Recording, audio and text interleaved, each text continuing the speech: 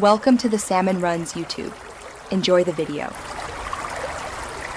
You start by confirming the Google account you want to stop syncing.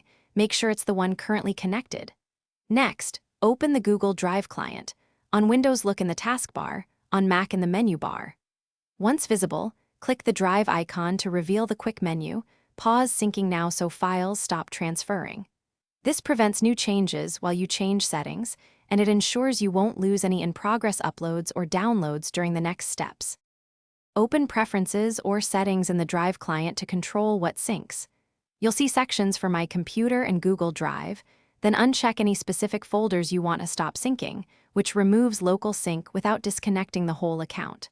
Once done, make sure to apply or save.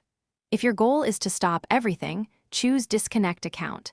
This severs the sync link, but keeps files on Google Drive in the cloud. Disconnecting is irreversible from. After changing settings, verify by opening Google Drive on the web and your local synced folder.